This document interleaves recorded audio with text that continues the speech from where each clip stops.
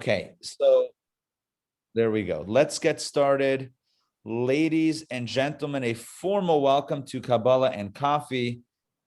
This is Sunday, June 6th, and we are studying this incredible work of Kabbalah called Overcoming Folly. And by the way, as I mentioned in my email from last week, the book just got back in print. Like I have a copy from a number of years ago, but this book is back in print for those that wish. Hey, David, good to see you. Hey there. Hey. All right, so we have so much to talk about this morning. And I want to start with the manna, right? They even made a song about it. Manna, manna, manna, manna, manna, right? Okay, that's a different song. Manna. It's way too early, Rabbi. Listen, it's Sunday. How else are we going to get this week started? We got to get started with some, I don't know what you would even call that. Okay, so the manna from heaven. So let's set this and understand some context, and then I want to jump into this idea. The Jewish people, it always goes back to the Exodus, it seems, right? Like we always start there. Okay, so they were in Egypt, slaves in Egypt, 10 plagues. We've all seen the movie. They get out. It's great. They get the Torah at Sinai. It's wonderful. But what are they eating, right? And for Jews, by the way, I will say, this is a big deal. What Jews are going to eat is a big deal. In fact, it monopolizes a lot of Jewish conversations, not saying to the exclusion of anyone else. As a Jew who's been in a lot of conversations, a large percentage of Jewish conversations revolve somehow around food. If you think about Jewish holidays, it's all about the food. It's like Rosh Hashanah. What do you associate Rosh Hashanah with? Some people, maybe the shofar, but most people, apples and honey. Yom Kippur is, we can't eat. It's a fast day. Sukkot, it's got to eat in the hut. Right, pizza in the hut. And then you have Hanukkah is latkes, and we're eating dreidels. Sorry, we're eating latkes and sufganiyot. That was a joke. And then Purim is we're eating Hamantash and the ears of Haman, which if you think about it, anyway, don't think about it, or the Haman's hat or something, whatever that is. And then we go to Passover, and of course, Passover is a whole deal. But what did the Jews eat when they came out of Egypt? So we know that they took out of Egypt. Unmute yourself, jump in. What was the food that they took out with them? Let's go.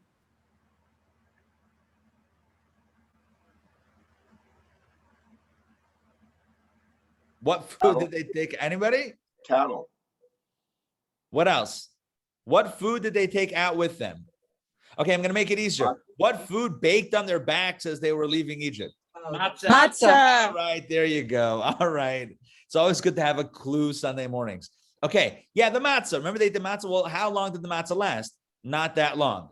Now, you should know Manischewitz. You know Manischewitz? Everyone knows Manischewitz. Even like, I don't know, you go into any Publix or Kroger or whatever it is, it seems like almost anywhere you go, you'll have a token kosher Jewish section with some Manischewitz products, including probably some matzah.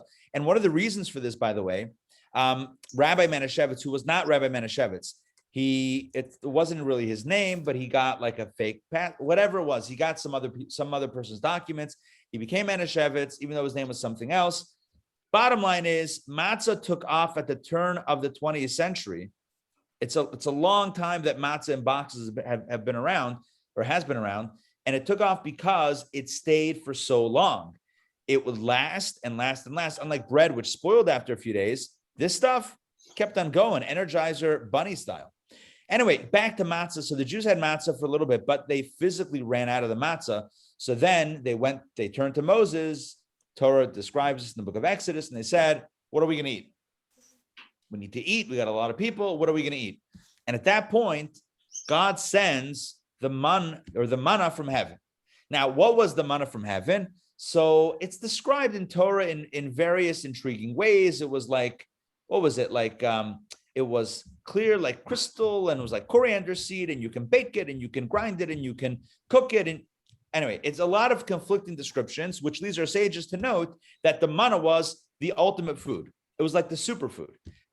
It was a food that you could, even better than oat milk. Yeah, even better than oat milk and avocado toast. You could do whatever you wanted with the manna. You could cook it, you could bake it, you could roast it, you could broil it. In fact, the Talmud says it took on whatever taste you wanted. If you wanted it to taste like whatever you imagined, that's what it tasted like. It was quite simply the perfect food, which brings into question the following episode. The Torah tells us that at a certain point in time, the Jewish people turn to Moses and they say to Moses, this manna is killing us. We are just starving and parched from this journey, but more importantly, or more critically, the manna is destroying us. It's killing us. It's this evil food that is eating us from the inside. Now, that's what the Torah says. I'm kind of paraphrasing a little bit, but essentially that was the complaint. And the commentators are wondering what was the issue with the manna? It sounds like quite literally the perfect food. So what was the problem? Listen to this. Listen to this. The manna was so perfect. It was such a perfect food that there was no waste that was produced from the food. Are you with me on this? The manna was so perfect and so perfectly designed for the human body that it went in and nothing came out. It was perfectly designed for the human body. It was the perfect food. Now, without getting into too much detail, right, for obvious reasons, the idea here is that the food that you and I know, right, it produces waste, which the body gets rid of. Whereas when it came to the manna, there was nothing that wasn't perfectly attuned to the body. Think about when we talk about energy. Forget for the human body for a second. Think about energy and how much energy is wasted. For example, what's a good example? I don't know, in different forms of energy, you have different types of energy, and in every form of energy, you have a certain percentage of that energy that's not being perfectly converted or being used, and it is leaking. We spoke a few weeks ago about energy leaks.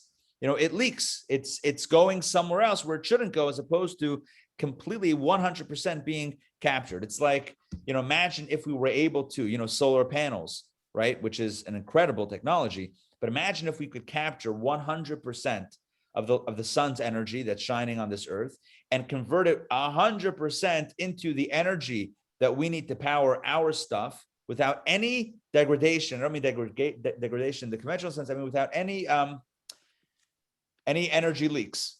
So 100% of the energy that's shining on the earth, converted 100% into energy that we can use in turn to power our lives and our stuff.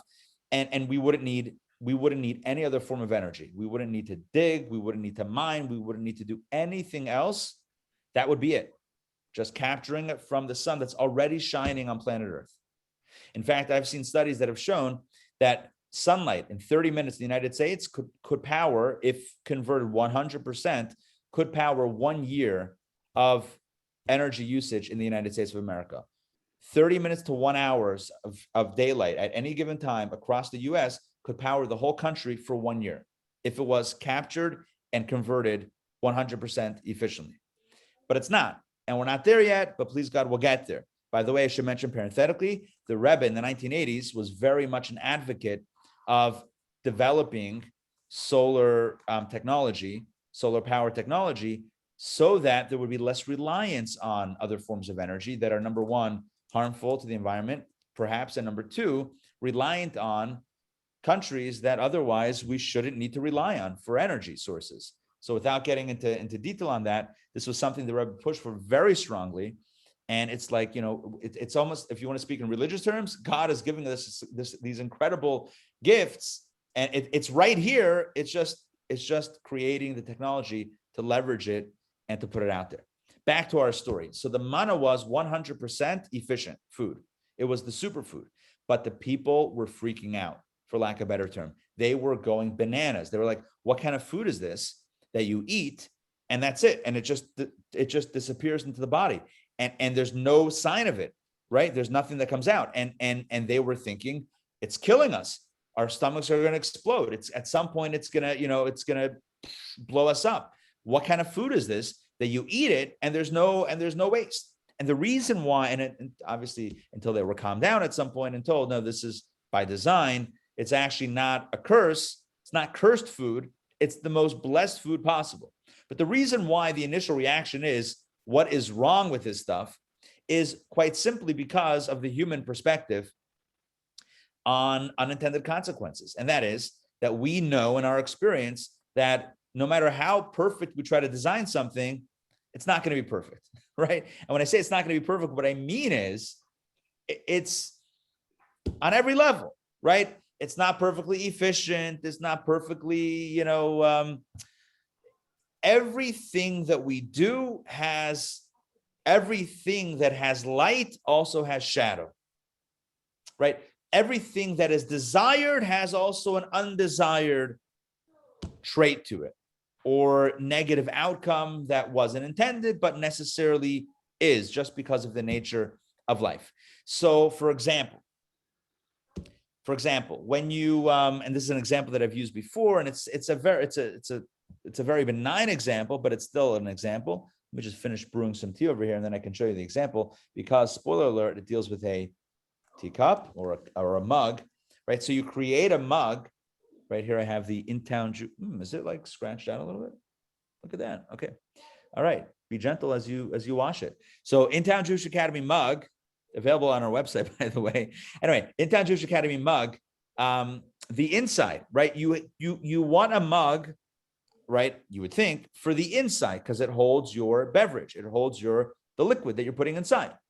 But you cannot create an inside without the outside. Are you with me on that? You can't create the inside of a cup, right, to hold your liquid without necessarily creating an external surface as well. So if I want to create, I do not want to turn this because then it's going to spill all over my computer and that would be awkward. But the inside is, you can almost see, tea, okay? Inside this mug, oh, there you go, Dr. Maxey, right? You got one. So inside this mug is tea, is hot tea right now. And that's why right now I have the cup. But of course, if you create an inside, necessarily there's going to be an outside. So the way things work in our life, because we live in a life where every light produces shadow, right? Light produces shadow. Inside produces outside. Intended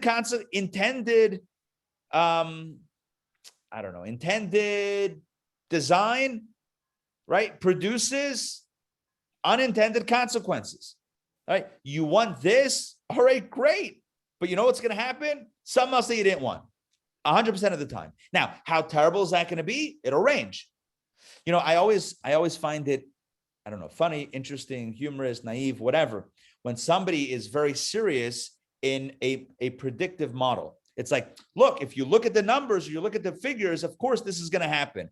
And I'm always thinking to myself, like, we've all been around the block a little bit, and nothing ever works like a chart. It never works like that, right? I mean, there's always something that happens that no one was expecting. And most of the time it's produced by something negative is most of the time produced by something that we thought at the time was positive, right? The law of unintended consequences. It's in global politics. It's in societal issues. It's in economic, in the economy. It's everywhere you look. There are unintended consequences in our relationships, etc. So why do we have this? It's because we live in a world that is by design not perfect. Now, it's not that God couldn't create a perfect world. Of course he could, but then there would be no fun for us to try to make it better. We wouldn't have a job. If the world was perfect, you and I would be spiritually unemployed. We would have nothing to do other than bask in the perfection, which essentially gives us no job. So God creates a world that is inherently flawed, and that can inherently get more flawed the more people mess it up, but can also get fixed, and that's our job, to fix the world. This is a quick 30-second primer to the purpose of the world and existence in our lives, which is tikkun olam, to fix the world. That's it. Done. That was quick. So here's the point. Every time something exists in the world that's fixing the world, there's also at the same time something that is pushing it a little bit askew, is also, unintended consequences, because we live in an imperfect world by design. So the world is not, it's not going to be, until Mashiach comes, until that perfect ultimate time comes, it's not going to be a state where, someone does something, it's perfect, and that's it. That's the end of the story. There's always going to be something that is not 100% perfect. Now, this brings me to my story, the story of the royal feast. And if you get the emails, the Kabbalah Coffee weekly emails, then you know a little bit about this story. If not, then let me know and I'll get you on the email list, because you should get on the email list for this class, so you know what's coming up each week. So there's a king, and this parable is brought in Kabbalah and Hasidic sources. There's a king who throws a feast. Why does the king throw a feast? Because he's the king, and that's what kings do. Kings host parties, apparently, right? I'll let you know when I'm invited to one, but that's what kings do. They host parties, big, lavish parties. By the way, the book of Esther, the Purim story, the book of Esther, great book, by the way. Fantastic. Bestseller. Anyway, it opens up with this 180-day feast. Achashverosh, whose name I cannot pronounce in English. It sounds like a dinosaur. Ahasuerus. It's like some sort of... Anyway, so his feast lasted 180 days. That dude knew how to throw a party. So this king throws a feast, not him, a different king throws a feast. And he spends... Money's no object. He's the king. He's got plenty of money, plenty of help. He's got whatever he wants.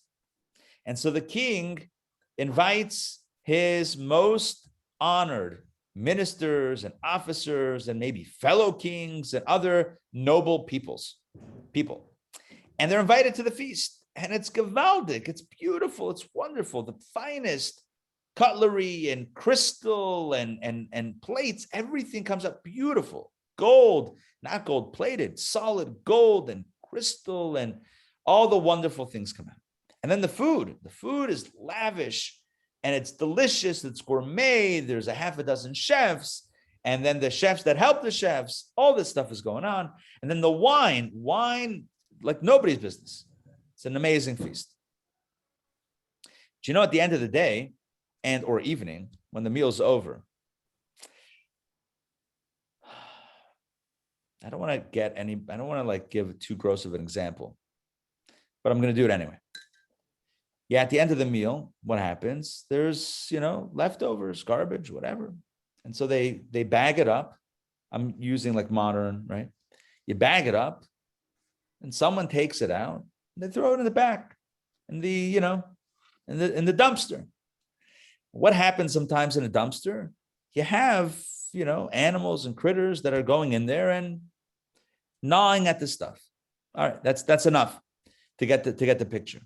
I'll ask you a question. Did the king spend all that money and throw the party for the whatever it is that's going after the garbage bags over there? Is that why he spent the money? Yeah? Yes or no? Kind of obvious question number one of the day, right? No, of course not. That's not why he spent the money. That wasn't the intention. That's not what he wants. That's not what he likes. Is it going to happen? Of course it's going to happen. Because a meal produces garbage, waste, which then at some point, other things are going to end up eating it.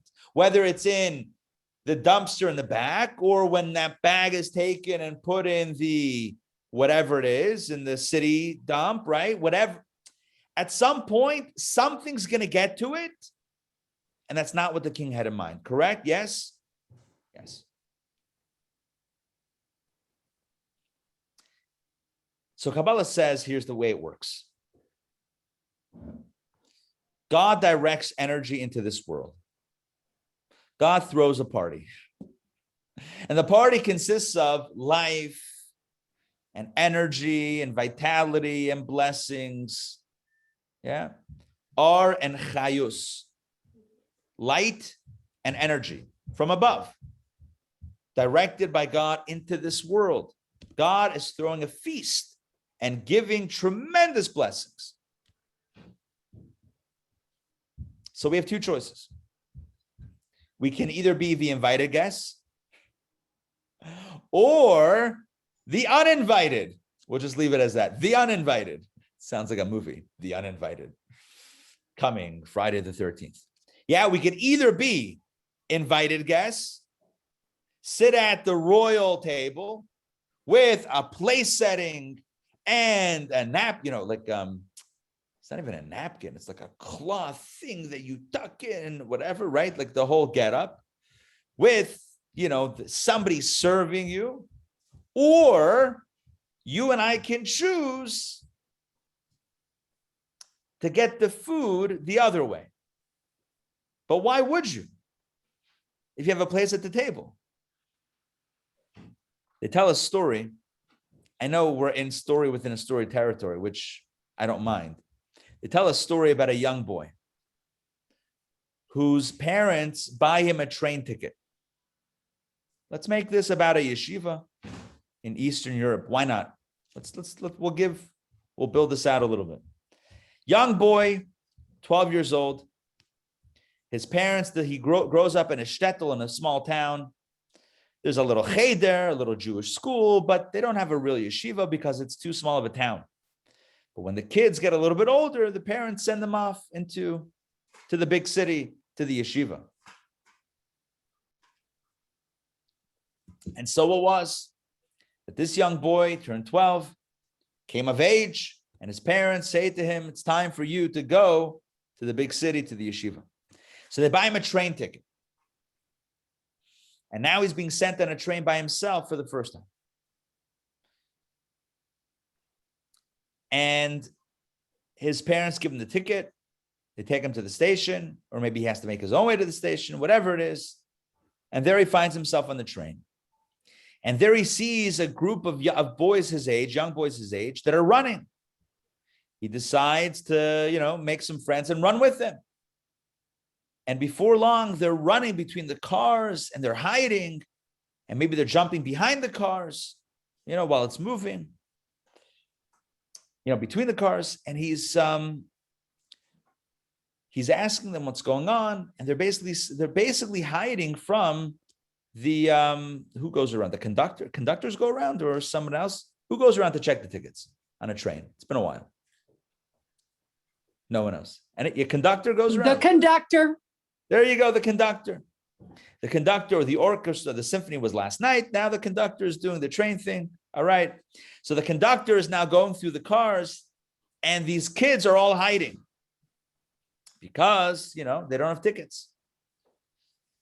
And they're hiding like in the, there's different classes on the train. They're hiding in like the kind of, where they can, the lowest class in the back, behind the car, under the seats, whatever it is, they're hiding. The conductor makes his way through and ultimately finds these boys and asks for their tickets. The other boys don't have tickets. And he basically sends them off the train at the next stop.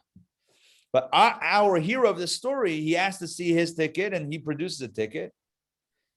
And the conductor laughs. He says, why are you here? Why are you hiding? Why are you in like third, fourth, fifth class, under a seat? You have a first class ticket.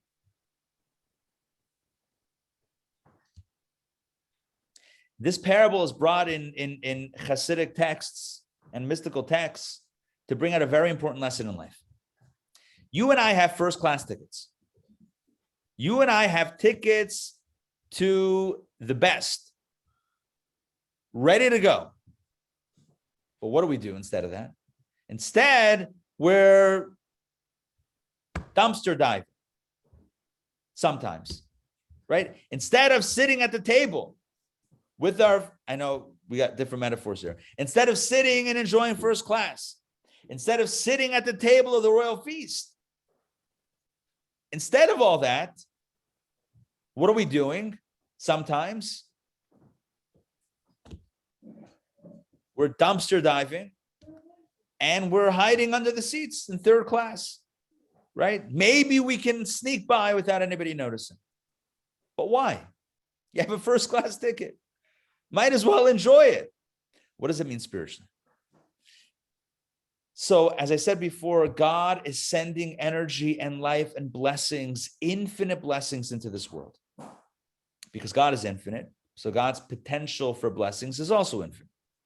It's not like God ran out of resources. It's like, whoops, sorry, don't have enough to go around. We're dealing with God, right? Jeff Bezos wouldn't run out of resources anytime soon. Yes, correct. Would you agree with me? Yes.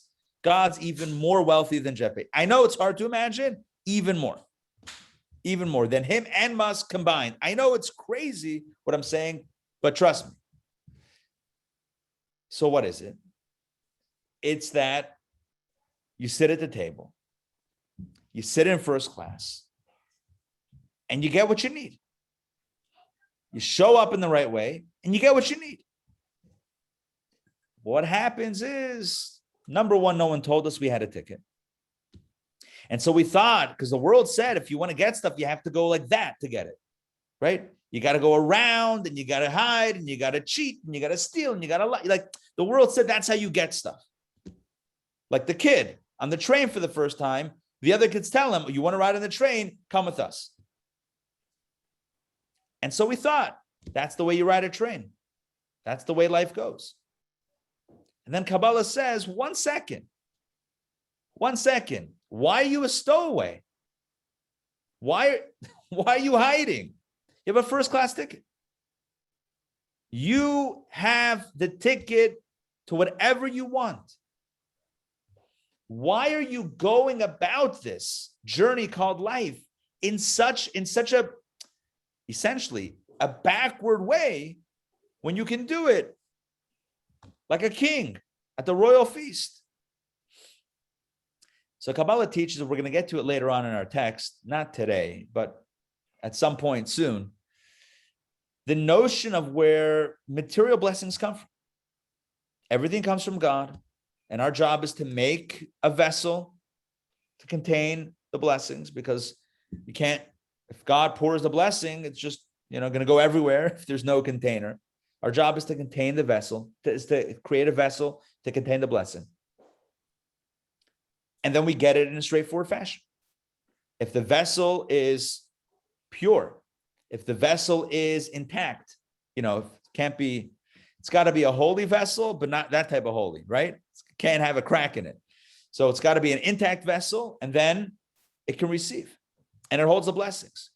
But instead of that, sometimes a person says, why should I create a vessel in a proper way with integrity and spiritual devotion and, putting on my, so to speak, putting on my suit and dressing up and doing what I need to do and sitting at the table and enjoying the meal. Instead of that, I have another way to access the food. It's right there in the dumpster. Does that make sense? Right? Instead of doing what I'm meant to do, I'm going to go that way. Doesn't make sense. But unfortunately in life, sometimes we do this, right? Because the world told us that we're not worthy.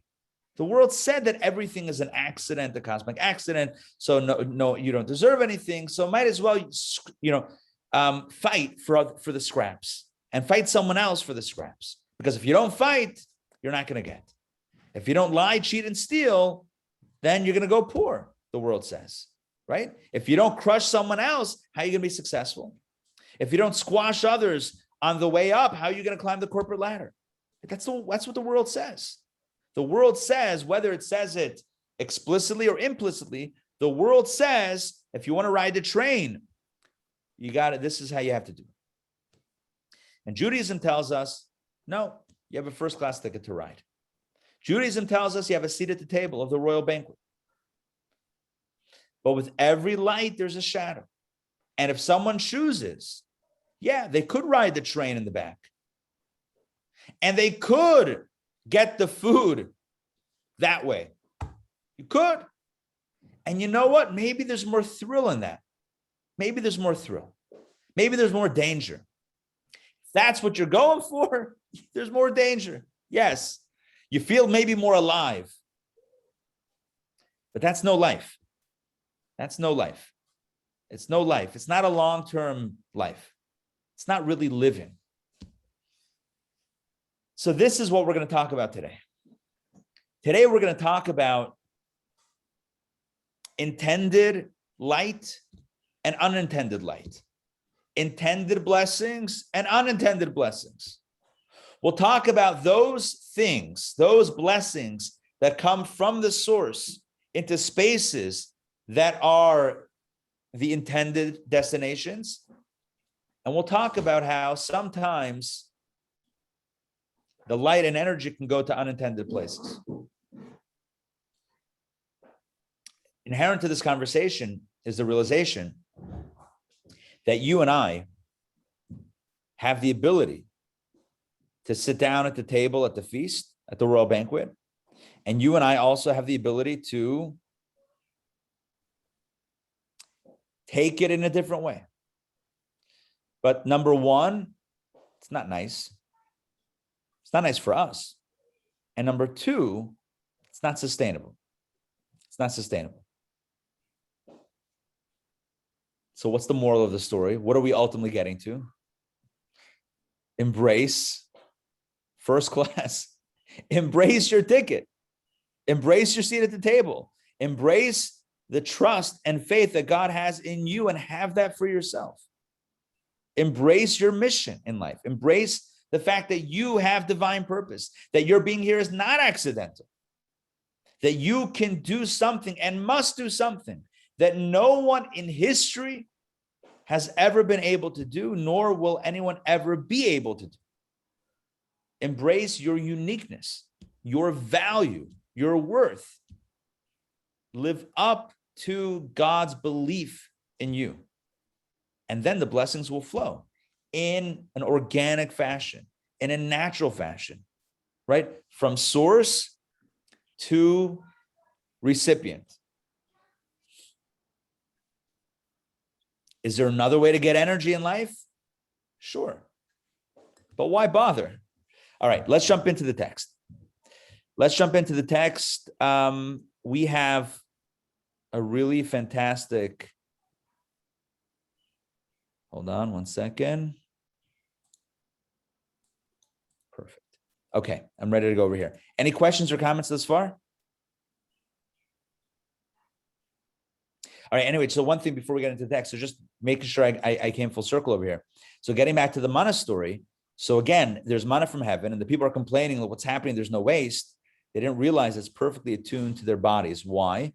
Because typically people think, you and I believe that if something is good, it's going to have a negative byproduct because that is the way of the world. And even when it comes with divine energy, there is the intended and then there is the byproduct of that, which is also accessible, but is not the intended space for energy to be found. Okay, I'm going to share my screen and we are about to jump in to our text. We are going to begin discourse number 7, page 112 of our book, chapter 1. So this book is divided into different discourses, which is then subdivided into different chapters. So this is discourse 7, chapter number 1. And here, as you see in the header, the exploration is about the difference between that which is called face in Kabbalah versus hinder part or back. So face versus back, which, spoiler alert, face is that which is the intended and the back is the unintended. Here we go. Idolaters. And that's just, no one specifically in mind. That's just referring to anyone who is on the other side of holiness. Receive all their nurture from the hinder part of holiness.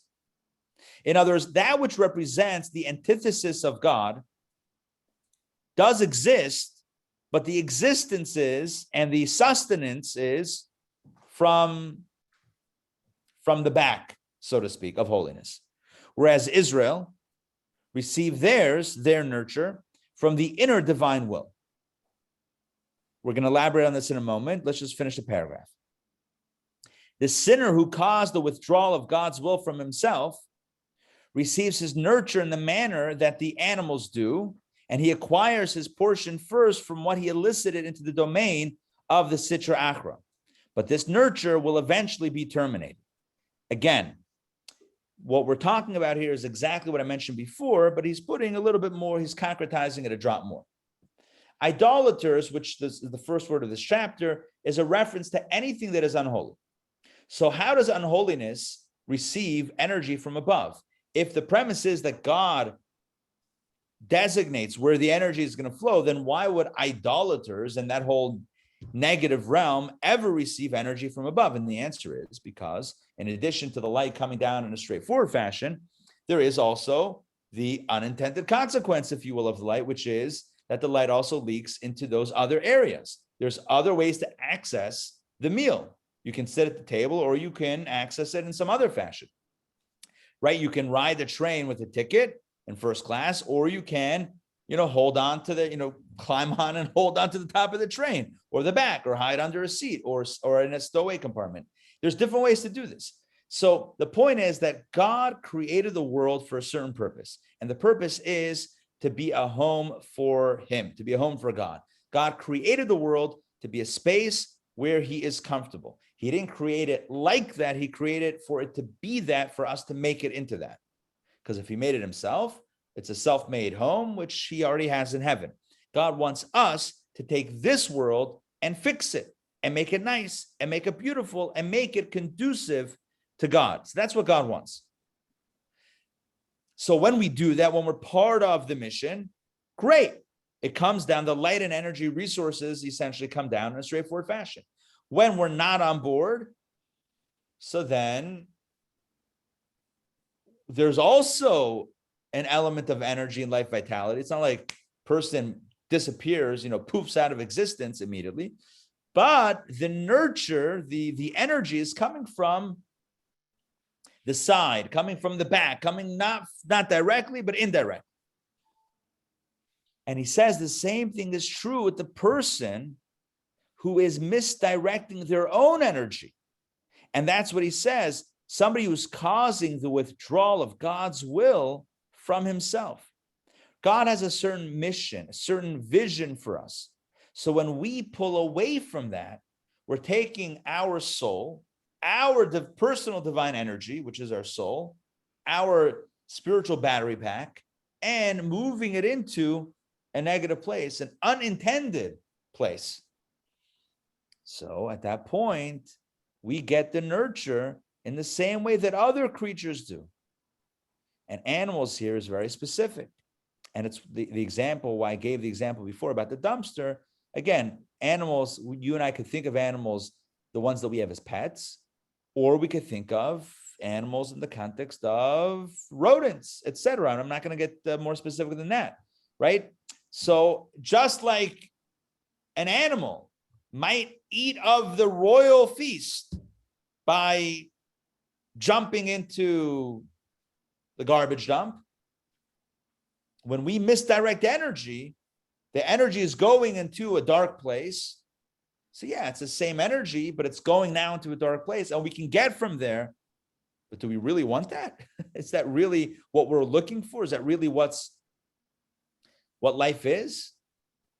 And yeah, the person who directs the energy there acquires the portion first, with what is elicited into the domain of the sitra achra of the other side. Sitra achra literally means the other side, the unholy side.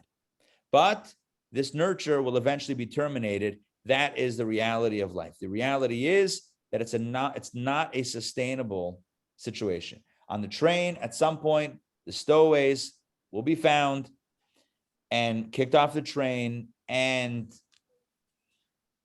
it's just not a sustainable process. So this is the opening paragraph where he states kind of the idea. And the idea is that there's a way to get the light in a straightforward fashion. There's a way to sit at the table and eat of the royal feast like a mensch. And then there's a way to get it from all sorts of other ways that are not so nice. He elaborates on this in the next several paragraphs. He says this will be understood through our discussion, which we discussed in Discourse 2, Chapter 2, so a little bit ago, our discussion of the face and the hinder part of the divine will. So, and this is something that I've been alluding to today and even speaking to today, but he breaks it down here. So there are two elements of divine will. There's what we call the face of divine will, and then the hinder part of divine will. So face, so what's the distinction? He describes.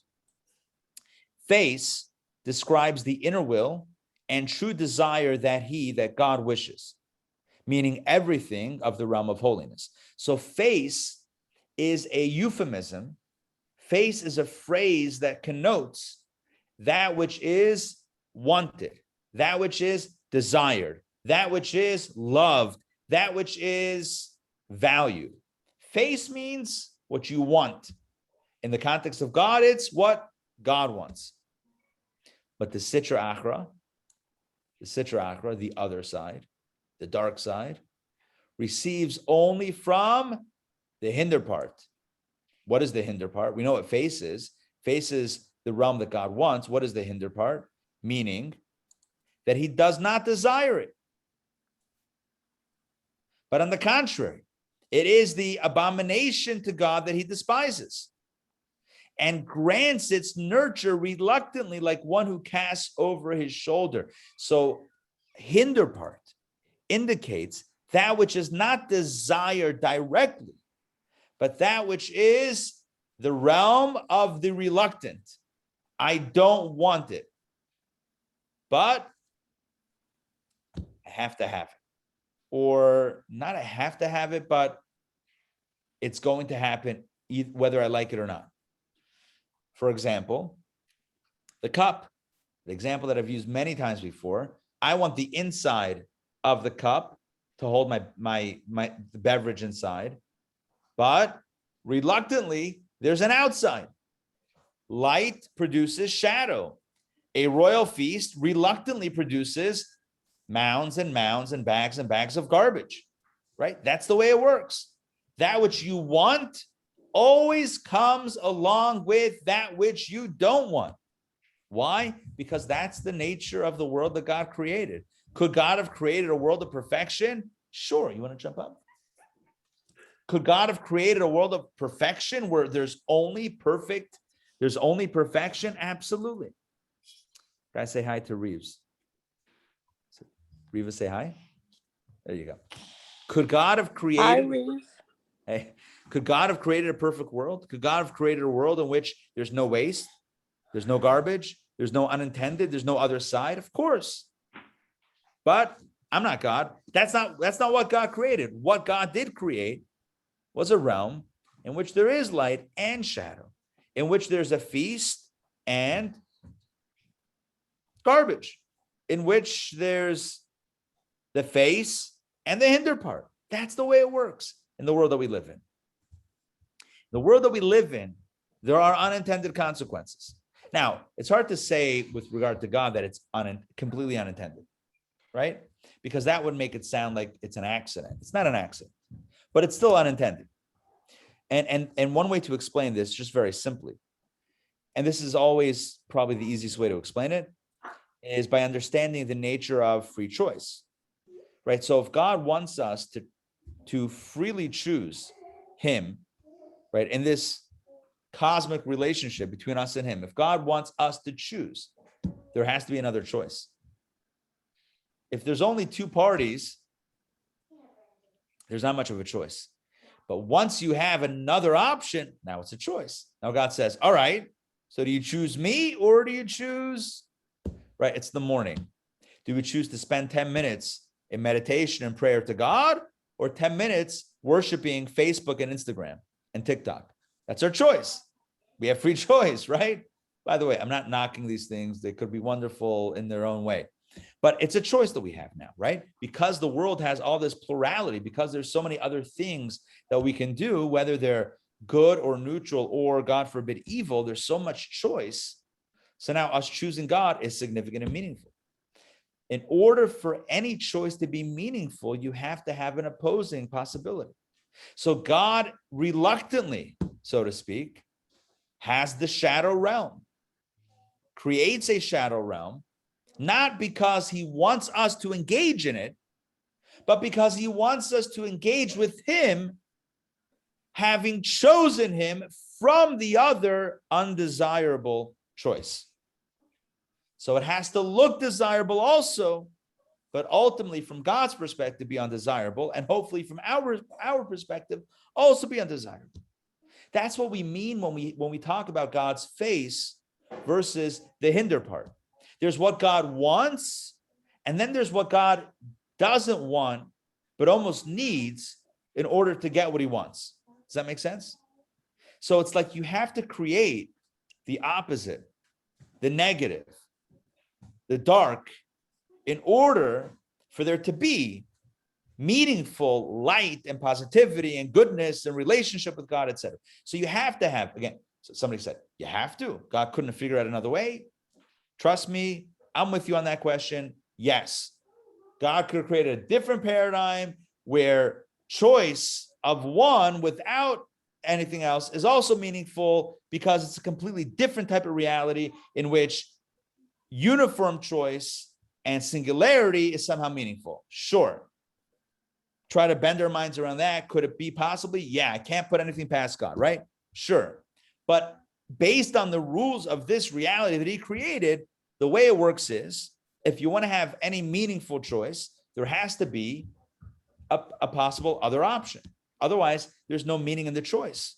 It was forced. It wasn't a choice. And any forced relationship is simply not a relationship.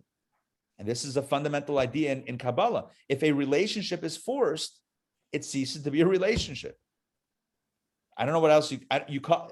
I don't know what the right word is, but it's not a relationship. A relationship implies, by its very definition, that each party is choosing freely the other. And what is free choice? Free choice is implied by the presence of another choice, of another option. I could have chosen something or someone else, but I didn't. I chose you. That makes it meaningful.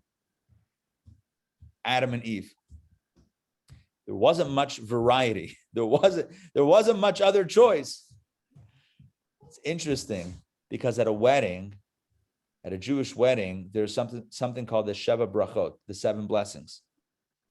And one of the 7 blessings is that may God bless the couple with joy like the joy experienced by Adam and Eve in the Garden of Eden. And the commentaries discuss, well, what kind of joy, what are we referring to? That's like very vague. Like the couple, the newlyweds, should experience the joy like Adam and Eve in paradise. Which part of that? So there's one way to understand it is, just like Adam and Eve had certainty that the other one was the one, right? Because there wasn't anyone else. So it's like Adam's thinking to himself, Eve or... Yeah, no, Eve. That's literally it, right? Eve. She's the one. And Eve is like, Adam there was Adam. So just like they had certainty, and with that certainty, there was a clarity. And with that clarity, there's a buoyancy, a freedom to just be, right? So we wish the couple should also have the clarity and the certainty, and, no complication should be. Now, life is more complicated than that, but that's at least the wish. Well, why not, strive for the ultimate? That's at least the wish that we wish the couple under the chuppah, the wedding canopy. But the way it works with God is that was very temporary in the Garden of Eden. But subsequent in human history, there are choices. There are many choices. Last time I counted, 8 billion plus choices. There are a lot of choices, which makes a person choosing someone else significant. It means I chose you. I value you out of all these other people. And conversely, that person says to you, I value you out of all these other people. It's a nice thing. So choice is significant. Here's what, in case it sounds like I'm contradicting myself, 1 second. The clarity was strong with Adam and Eve, but the value of choice wasn't. They were lacking the element, the significance of choice. I'm not knocking their relationship. I'm just saying that there's a certain benefit. And you know what? It's the same theme of today. Everything has an advantage and disadvantage. The advantage of only having one other person on earth is clarity. You know who the one is. But you know the disadvantage? Did you really choose? Is it really you? Right? Where are you in that relationship? Were you coerced? Right? By whom? By God. Who else am I supposed to be with? I guess this is the one. Where do I get to express my own choice? Not so much. Again, unintended consequences. I want to use a different language of Kabbalah. Every maila has a chasar. Every advantage comes with an inherent disadvantage. It's not just that anything good will also be, will also have something negative somewhere along the line. It's everything good by definition has a flip side that's not so good, right? So the clarity of Adam and Eve is great, but the inherent flaw is that there's no choice. And the choice that we have today, which is wonderful, the inherent flaw is the lack of clarity, right? Because you could always ask, how do I know? What if they're not the one? What if I only think they're the one? What if I wake up tomorrow and realize they're not the one? Right? And that's something that's a real consideration. And where does that come from? That comes from the choice.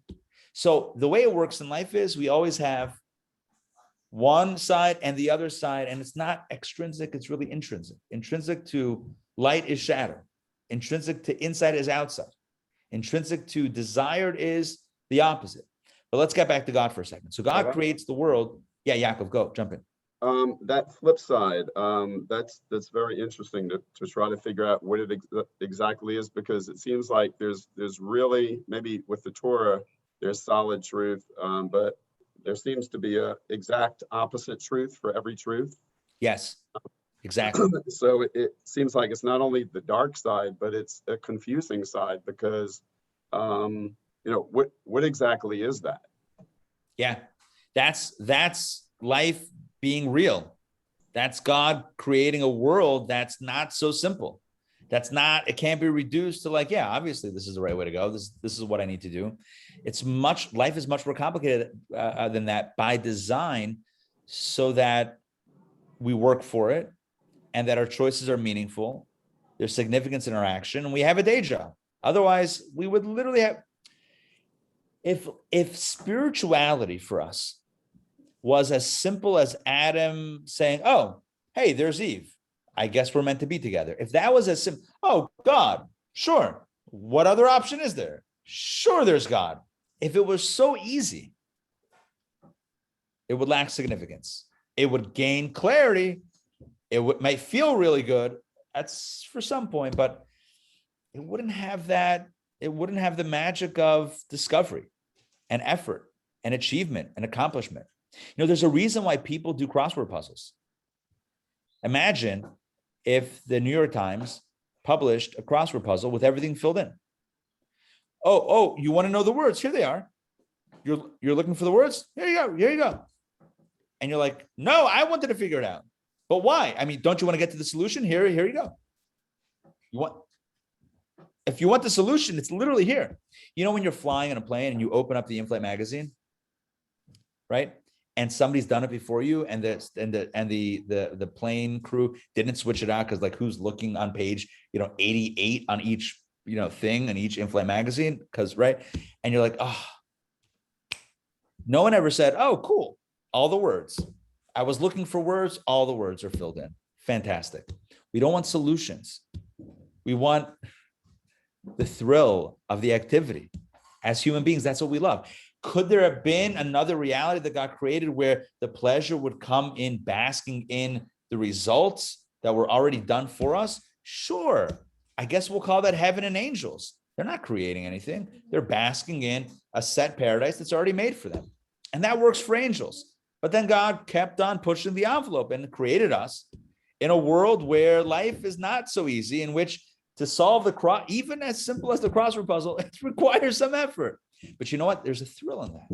It's enjoyable. Which one of my kids, Sudoku? Did you start Sudoku with the numbers? Ellie Sollish? Yeah, It was Shalom's? All right. Anyway, right? There's fun in discovering the numbers. David. Yeah, that's a great metaphor.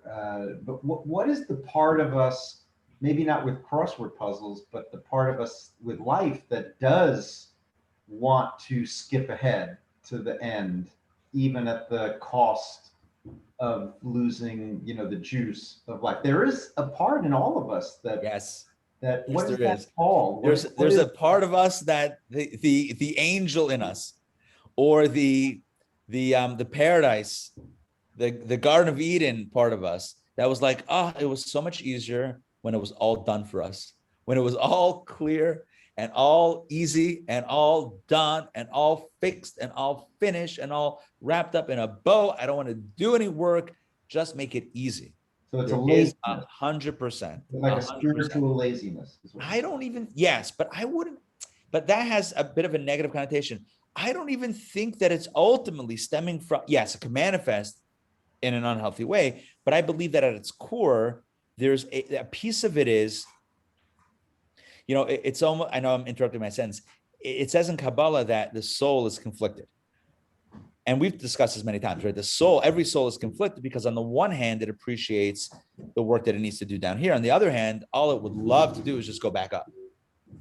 And so that second element of it just says it on some level, it just doesn't want to be here anymore. It just wants to go back and just be dissolved back into source. It doesn't even want to be a separate entity. It just wants to be part of the all. Mhm. That part of it is the part of us that seeks the lack of drama. And it's like what the Alter Rebbe writes in Tanya about a Beinoni, right? That there's a tzaddik and the Beinoni. The tzaddik is someone who's perfect inside and out, never wants to think, do, or say the wrong thing. Oh, and then there's the Beinoni who's like the whole day is thinking all these, negative thoughts. And I mean, I don't want to over dramatize it. We're all the Beinoni, right? Thinking all sorts of things and saying or wanting to say all sorts of things, doing all sorts of things. And the job of the Beinoni is to kind of, is to like really control oneself and grab onto whatever one can grab onto and say, you know what, even though I want to say that, I'm not going to. I'm gonna put forth all my energy to hold myself back from thinking, saying, or doing what I know I shouldn't be thinking, saying, or doing. And the Alter Rebbe at some point in Tanya asked the question, so the Beinoni might say to themselves, so this is it? I'm never going to get perfect? So then why am I wasting my time? Every day I should have the battle. And this is, I forget which chapter it is. It's like the biggest paradigm shift. You were not created to be perfect. You were created not for perfection, but for the process. You were created for the struggle. And no one wants to hear that. Because who wants to hear that? That the destination, I guess the ultimate destination after the soul leaves the body is perfection. But in this lifetime, the goal is not perfection. And I know it goes against everything Instagram will tell you and everything that everyone wants to tell you. This book, this thing, this course will tell you the perfect. It's not about perfection. It's about the struggle. It's about the work. That's what it's about. It's about the struggle day in, day out. It's not the perfection. It's the struggle. And that realization changes everything because then we start appreciating the struggle, right? It's kind of like a treadmill. Somebody could walk in and see somebody on a treadmill and say, where are you going? I'm not going anywhere per se. I don't have a specific destination in mind. It's this process that makes me stronger. It's this struggle with choices that ultimately makes us stronger or, go the other way also, right? I mean, because we're not perfect. And it does sometimes go the other way. But there's a strong element within us, to your question, that would rather not be on the treadmill, would rather just see the answers. But at the same time, there's a part of us that knows that were that to happen, it would be a very sad day. There would be a lot of inner mourning, a lot of sadness without the struggle. And what part of the mana story is that part that says, Here you have the reverse almost. It's like the people were getting perfect food, and they're like, where's the struggle? Where is the light and shadow? I'm only seeing light, and it's freaking me out. It's disturbing because it's too perfect. Where's the catch? It's almost like waiting for the other shoe to drop. So, when the other shoe drops, all right, even if I don't like it, it's there.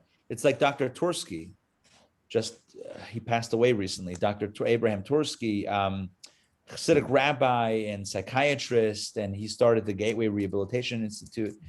Center in Pittsburgh, alcohol and drug rehab, just a tremendous individual. Wrote dozens and dozens of books. I had the privilege of, I grew up with him as one of the rabbis in my synagogue in Pittsburgh, just a tremendous privilege, and heard so many stories from him.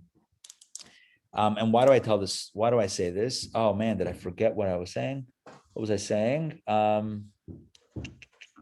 Somebody reset my brain for a second. What was I saying right before that? Who remembers? You were talking about the manna and why it was the opposite of the opposite. How it freaked them out. They were bored. It freaked them out. They were bored. It was the other shoe to drop. Yes, shoes dropping. He said, imagine a New York City apartment building.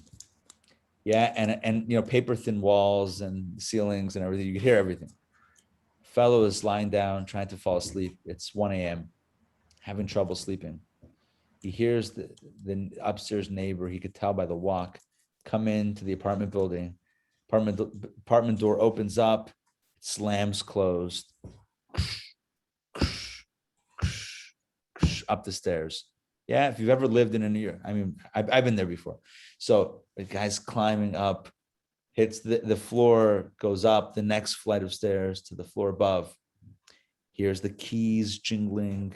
Here's the lock opening. The guy upstairs, the door opening, the door slamming, the guy locking the door. He hears the bathroom sink run. He hears all the noises. He's just waiting for the guy to go to sleep. He's just waiting till it's quiet so that he can try to fall asleep. And it's such a slow process. And he hears every detail, the guy getting into pajamas, all this stuff, or whatever. And then he hears the guy like sitting on his bed, the creak of the mattress. And he hears the sound of one shoe being tossed and hitting the floor. And all he's waiting is for the second shoe to hit the floor. And then it's going to be quiet. He's waiting. He's waiting. He's waiting. And he can't fall asleep until he hears that second shoe hit the floor. And he's going out of his mind. He puts on a robe, runs upstairs, bangs on the guy's door. Will you please drop your other shoe? The guy says, I'm so sorry. I realized I was making too much noise, so I put it down gently. Right? So like we're waiting, as long as we're waiting on edge for the other shoe to drop, quite literally, right? We can't. The Jews in the desert, they were so used, and we're so used to light and shadow. We're so used to, yes, this is holy, but there's also unholiness. This person has qualities, yeah, but those qualities themselves come at a cost. Someone who's super loving, yeah, they can be taken advantage of. Someone who, right, and vice versa. So like we know in this world, in this life, everything good has the opposite. It's got to have a flip side. And so a food that's perfect, we're like, no, come on. Show me the other side because I can't fall asleep. Drop the other shoe. I need to see the other side. And so they were freaking out. So this was really the reverse issue, right? The reverse issue was that it was too good. This was like the one time in history where it was, well, maybe second time, where it was perfect, but living in such an imperfect, shadow-filled world, that drove them bananas until, they embraced it at some point, and then that was that. And then the manna stopped and regular life resumed, where food is food and it has waste, it has nutrients, but it has stuff that the body doesn't need, etc. And that's the way it shakes down in the world. So this is loosely, right? These are all what we're associating with these two dimensions, what we call in Kabbalah face and hinder part. And hinder, I wish it was a more elegant way of more, I don't know if it's a great translation, but there's the face, and I'll just say, let's say face and back. There's face and back. Face represents what you want. Back represents maybe what you need. Well, not what you need because you really need it, but what you need in order to get what you want. In this case, in the case of God, it's all of the darker elements of reality, all of the negative and even evil possibilities that exist that people could act on, because they're possible, that exist only because that makes goodness significant. That makes righteousness significant. That makes light significant when you have the shadow. I mean, I know it's a cliche already that we wouldn't appreciate light if there was no darkness. I get it, and it's a cliche, but because we've heard it so often, it might not trigger an awareness that it needs to trigger in our minds. Like, if the world was really all perfect and all good, which is ultimately what we're looking for and growing toward with the Messianic era, with Mashiach, and we'll have to figure out where the drama comes in that type of reality. But in our context, if that were the case, right, where would the struggle be? What would that look like? What would we be doing? Where is the achievement? Where is the accomplishment? So again, vis-a-vis the Messianic era, there's a discussion about that. But the way our reality is designed is that goodness and blessing and achievement comes precisely through navigating all of the other stuff that's along the way. So does God want the other stuff? Kind of, sort of, not directly, but indirectly. Not because he really wants us to choose it, but because he wants it to be a viable option for us to reject and make our choice of goodness meaningful, right? It's like, I don't know if I can give any other examples that would be, more telling than what we've said until now. Yaakov. So we're told it's not if you win or lose, but it's how you play the game. And yet, don't we really want to win and achieve our purpose, fulfill our purpose by succeeding in our particular areas of brilliance and expertise? Yeah. And, is it just reprogramming ourselves to not look at the big picture, but just be in in how we play the game and how we, maybe go through the front door versus the back door and just it not be so attached to the outcome? Yes, I agree with what you're saying. But I would say also 100%. And this is hard for us to sometimes wrap our heads around. Like, just be aware of the moment and appreciate the struggle and appreciate the challenge and just be, because so much of life is, for many of us, for maybe all of us, is spent somewhere else than right here. We're like, well, what if this was like that? And what if we were there? And we're spending time, energy, and focus somewhere else as opposed to right here. But getting back to what you said about winning versus how you play the game, and think about video games.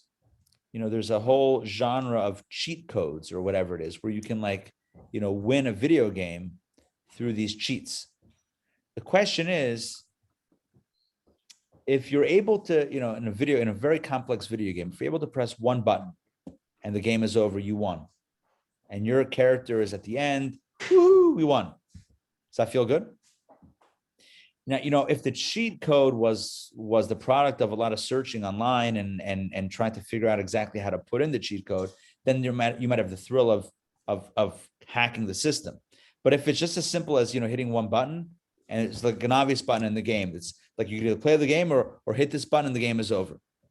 I mean, who would do that? Because it's not really about winning. Even winning is not about winning. Even winning is about the process of achieving. I think, in other words, it's not only about process versus winning. It's winning versus winning. There's two ways to win. One way to win is the easy way, and another way is through the product of effort and hard work and perseverance. And that's what we're talking about. We're talking about persevering through the challenge. And that almost necessitates that there be a challenge that we persevere through, because that's what makes it meaningful. And so God creates the shadow. God creates the dark side. God creates whatever you want to call it. God creates the opposite to make the holy meaningful. Okay, so this is, hopefully this explains, I think we did maybe, I'll just pull it up for myself. Yeah, we did 2 paragraphs. So hopefully this explains this idea of face versus hinder part. Now, so let me just connect all the dots here. So, and back to our train analogy and the royal banquet. So you and I, we can make the right choice. When I say right choice, it sounds very judgy, but we can make the holy choice. We can do what we're supposed to do and plug into where we're supposed to plug into, or we can choose what God didn't really want, but only wanted or needed because of what he did want, and jump in that area. And then it's like, oh, you chose that? Are you sure? I mean, God's like, it's a valid option because I needed it to be, but really? You went that way? You could have totally gone this way. And I wanted you to go this way. And if you go this way, you'll get all the blessings fresh. That way, yeah, it's valid, but that's dumpster diving. That's like not where you're supposed to be. You sure? Are you really sure? Is that really what you want? But the veneer is shining. The veneer looks good. It's like dumpster diner. It's not dumpster diving. It's like a new genre. It just seems cool. It seems, edgy. It seems hip. But it's at the end of the day, it's the hinder part. It's like, it's not where we're supposed to be. And that's what we're talking about. We're talking about the duality of plugging into source in a straightforward fashion versus going to where the shadow is, which also has energy, but it's like an energy. It's like shadow energy. And yeah, we can plug into that space and, derive energy from that space for a certain amount of time, but it's not a sustainable operation. It's not a long-term gig. It's not where we're supposed to be. And ultimately, it's not healthy for us on any level, spiritually, psychologically, emotionally, or physically. It's not healthy. It's not healthy to be in that space of that other side. Now, again, I just want to be very clear here. None of us are tzaddik. I mean, unless you are, and then I apologize, but none of us are tzaddikim, which means we're not going to be perfect. So perfection is not the goal. The goal is to try our best, and more often than not, plug in. This discourse that we're studying is not intended to wag a finger at us and say, "Ooh, you better not." It's to give us, honestly, meditations that we can tell ourselves when we find ourselves justifying dumpster diving, when we find ourselves justifying negative choices. This text hopefully will provide some inner dialogue to say, well, wait a second, hold on. Yeah, I could do that and it looks attractive, but I know what it really is. I know that it's not where I'm supposed to be. And I know what that means is that it constitutes the opposite, the hinder part of God's will. And it's not the energy where it's supposed to be flowing. It's the energy where it kind of, the side energy. And I don't want that for myself. I'd rather use my ticket for first class than hide and duck in the back of the train. All right, back inside. Let me share my screen and let's hit the third paragraph over here. Oh, look at this. I could have written this. No, I'm kidding. I took this analogy from this. By the way, I changed some features to make it more understandable for us in modern times because we have pets, and that would have skewed the example. That's why I used other types of creatures. An analogy will help us understand. And this is a classic mystical analogy. So it's really powerful. A king made a royal feast. Sounds familiar? It should. Hopefully. A king made a royal feast for all his ministers and attendants, lavishing a fortune from the royal treasuries. That means he spent a lot of money from the royal coffers on this meal. His intention is surely not the squandering of wealth. The king is not looking to burn money, but that his favored ministers and officers enjoy the bounty of the king. He wants not everyone, he wants those that he wants to enjoy with him, to celebrate with him. Others too, he says, will enjoy the royal feast. Humble scullery maids and servants will feast on the leftovers of the ministers, and bones will be thrown for the dogs. The king's intentions, however, did not include the scraps. He did not intend to spend a penny for the delectation, if that's a word, of the servants and dogs. I'm sure it is. When he gladly spends huge sums for a purpose close to his heart, the feast of his ministers, with his inner will, there can also be beneficence of an external order. Take a look. When he spends for what he wants, when he spends money to achieve his inner will, there can then also be beneficence of an external order. And not only can there be, but automatically there will be. Necessarily there will be. When you invest in light, there's always in this world the shadow. When there's an investment for the ministers and for your honored guests, there's also the scraps as well. This is what we mean by nurture that comes from the external. It means it's incidentally cast over the shoulder. So this paragraph is essentially where I derived the opening of today's class from, just this parable right here, this analogy of the king. And I modified it a little bit to make it more, I made it more extreme. Here he's going a little bit more benign. It's not like, he's not talking about rodents, right? He's talking about, servants and other staff. But honestly, the king in this example is not spending, all that money to feed the servants. And I'm not necessarily comfortable in that example because it's a different time, different era, different type of, power structure with kings and whatever. I don't want to judge the analogy, but I really want to make sure that the analogy and the point comes through. The point of this analogy is that you can spend and you can invest somewhere, and meanwhile, it ends up that it's going somewhere else. The investment is paying off. The resources are going somewhere else, and it's unintended. The example that I gave, of course, was where at the end of the meal, the scraps go to the garbage, and in the garbage, you have all sorts of creatures that come out and eat at it. And certainly the king was not intending for that, but that's where it goes. That's part of the reality. And so you have the same thing here, where when God is creating light in this world, there has to be shadow. Why does there have to be?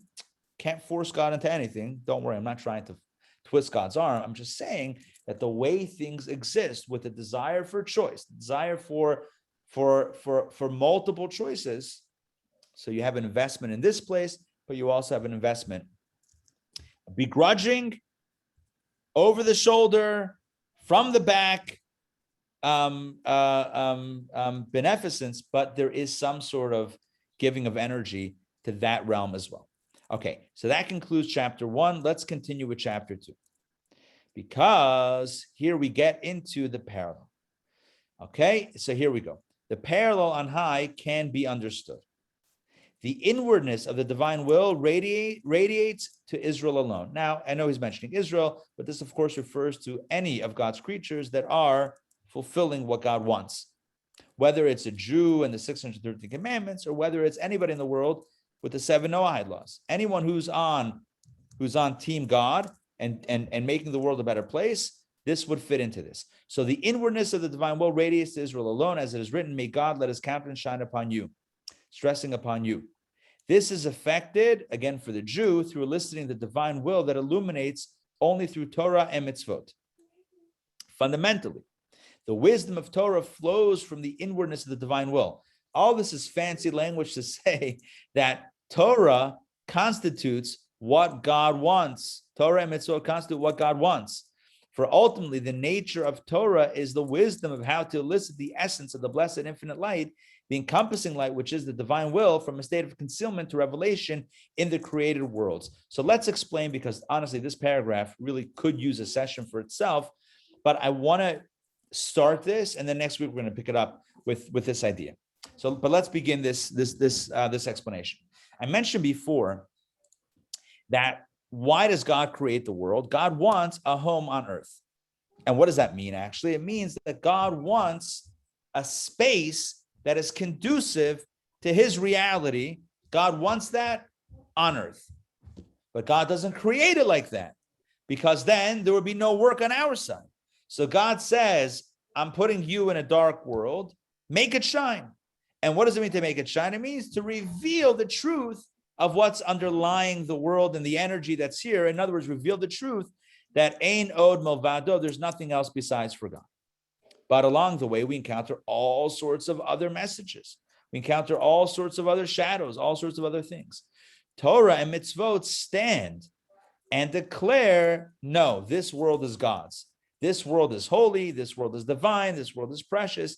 Every mitzvah, every good deed is a declaration of there is a higher authority. Like those Hebrew National hot dog ads, right? We answer to a higher authority. So every mitzvah is God.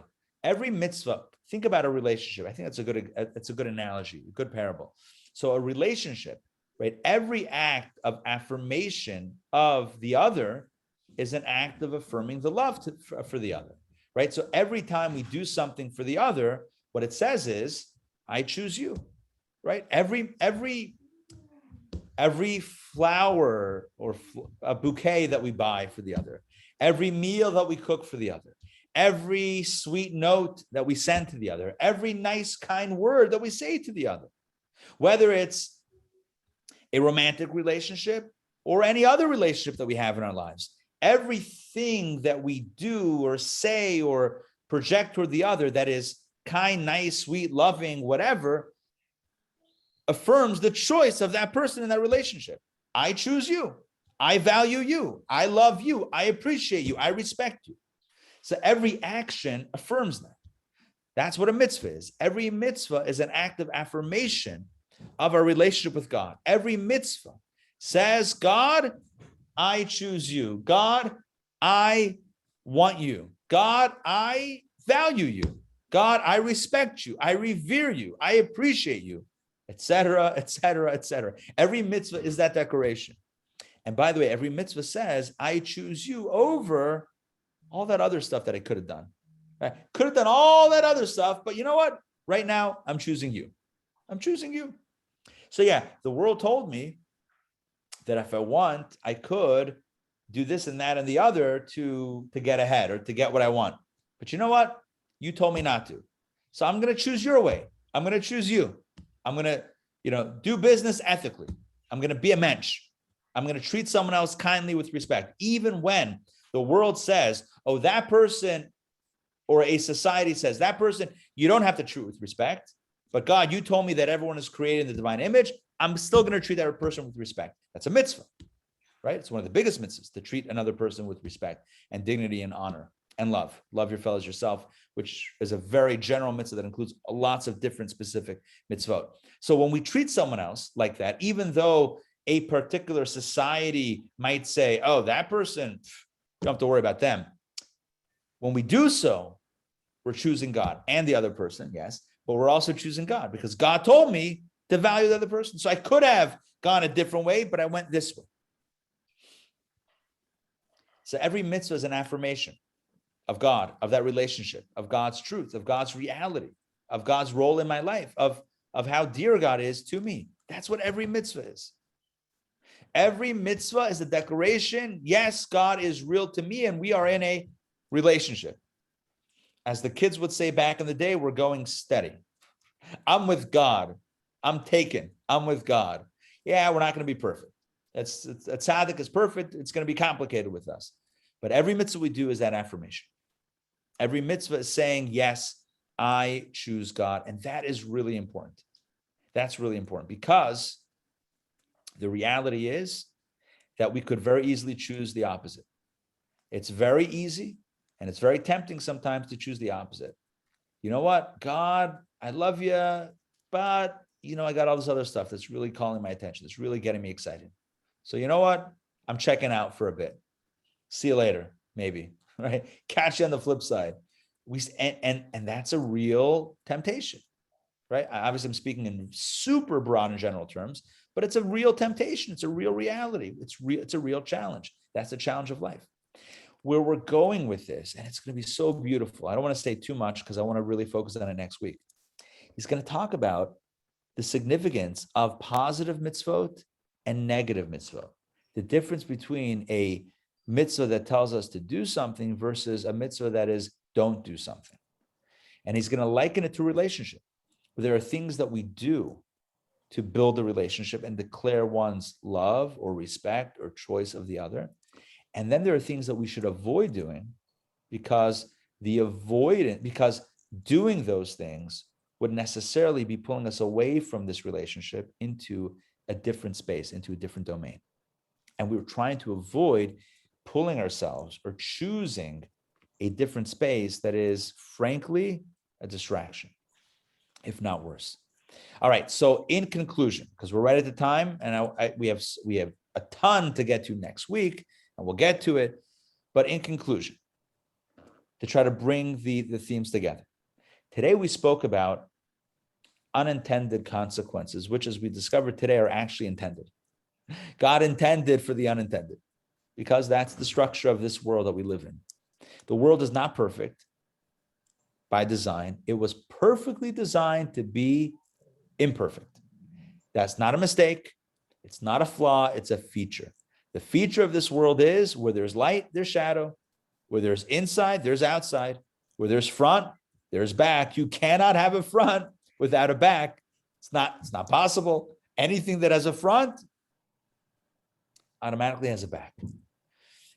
Any space of holiness will have an opposing force of unholiness. Not because God couldn't have made it otherwise. He could have, but simply because God made it this way. And you and I can look at it and say, you know what? There's value in that. There's meaning in that. I actually can find something beautiful in that. And what is it? It makes my choice meaningful. It makes my choice valuable. It makes me choosing God significant. And that's meaningful. So like we choose someone else out of 8 billion people perhaps, or like we choose whatever we love, activity, hobby, whatever, a book, out of so many other options, and that makes it ours. Choosing God makes God ours, not selfishly, but deeply. It makes our spiritual accomplishments real and significant. And that's why it's worth having all that shadow just to have real, meaningful light. And so the message of today's class is, don't ride in third class under the seat. You have a first class ticket to ride. You got everything. You have a seat at the royal banquet. You don't need to run running with wolves. You don't need to run with you don't need to run with the rodents. It's not your thing. You're at the table. You got the invitation.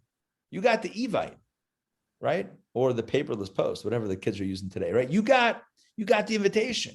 You're ready to go. You're at the table. We don't need to climb into shadow and find scraps of light there that are only there because of some sort of, backwards type of logic. Well, we need this. So for that, we need this also. So there's also some light here. And then we can siphon off from. Why do that?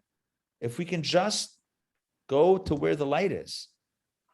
Let's be like moths. Never thought I'd say that, did you? There's a great podcast called The Moth. Anybody know about The Moth? Storytelling. It's so wonderful. It's amazing. It's an organization dedicated to people telling their own stories. You hear the most incredible stories. No notes. You can't have notes when you come up there on stage. No notes, unscripted. It's called The Moth. They have a podcast. It's people sharing their stories. You hear just stories across the board. It's amazing. Anyway, let's be like the moths. A moth always gravitates to light. When there's a choice between shadow and light, the moth says, you call that a choice? Are you kidding me? I want the light. Let's be like the moth. When we have a choice in life between light and shadow, let us choose light. And when we choose light, our lives will be blessed with the most intense light, intense blessings that far outshine the energy, the life force in the realm of the shadow. So this week, let us embrace light. Let us live the light life. And life, light, in a good way, not like light as in less than, but the light life. And with this, may God bless us in everything that we want and everything that we need. Thank you for joining me today for Kabbalah and Coffee. And it's great to see you. Let's see. Yaakov is asking, is it possible to be distracted from Hashem by Elokim? Sure. Hashem, the name Hashem is the light. Elokim is the concealment. That's kind of what we're talking about today. Elokim is what creates the symptom, the shadow, the darkness, which creates the structure of the world that we know. Yeah, it's possible to be distracted. We have to be careful that we're not pitting God's names against each other, but the concept would be accurate. Yes. Well, the nature, Elohim, also the nature in Gematria is the same word. Yes. It's distracting to me, and it's confusing because it seems like there is perfection in nature, and it seems like most of what we have to do tikkun olam about is from what people introduced to this world, which is problems. And it seems like there was perfection, maybe not that spiritual connection. I understand that, spiritual connection versus the physical connection, but there is a spiritual connection in nature as well. Yeah, I would agree 100%. And I would say one thing to add on, Haley, is that when we think about human beings messing things up, you are correct. We have the ability to fix, but we also have the ability to further delay, let's just say it nicely, the tikkun, or further magnify what needs to be fixed by making more of a mess. So that is definitely a possibility. That's 100% our ability to do. But at the same time, we know Kabbalah teaches, and this is one of the more daring teachings of Kabbalah. You have to be careful, and I don't really have time now to develop it, so I'll just drop it. So just drop it and a hit and run type thing. Kabbalah does teach that the sin of Adam and Eve, which threw the world from perfection into a state of flaw, was by design, because that world of perfection in this model that God intended is not sustainable, right? Because that world is not as meaningful as this world that we have now. It's not as significant, at least for us. So there's something about us choosing it. There's something about us, it coming from within that makes it all the more meaningful and beautiful. So, all right. Yeah. All right. Good. Great to see everybody. Joy and Yaakov and Luann and Donna. Good to see you. And Sandrine and Toba and Adam and Linda and Allison and Mariana. It's great to see you all. Shavua Tov. Have a wonderful week. Remember, let's plug into the light. Shavua Tov. Let's plug into the light and make the world a bright place. Stay tuned for announcements next week. Sunday is a very special day. It's the 3rd of Tammuz. It's the Rebbe's yard site, 27th yard site. We're going to be having Kabbalah and Coffee and learning in the honor of this of a special day. So we're on next week for Kabbalah and Coffee, and next Sunday night. So again, next week in the evening at 7 p.m. we're having an in-person event, really special event with Rabbi Moshe Kesselman, who is Leah's brother, my brother-in-law from Los Angeles. He's a spiritual leader of a congregation over there, an incredible speaker, and he's going to be inspiring us with words and reflections about the Rebbe's life and legacy. That is next Sunday night, June 13th at 7. Sorry, it's starting at 6:30. Yeah, 6:30 p.m.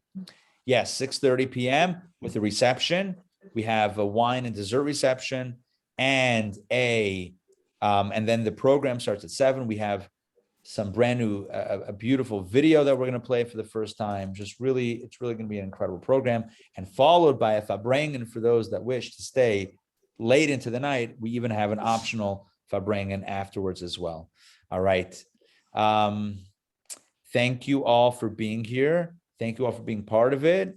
And I should mention right now, thank you, Dr. Maxey, for helping sponsor next week's event. And it's very meaningful. And thank you.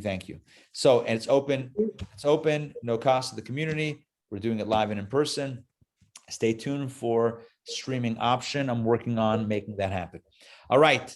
Have a wonderful day. Shavua Tov. Take care, everybody. Shavua Tov. Take care. Wow.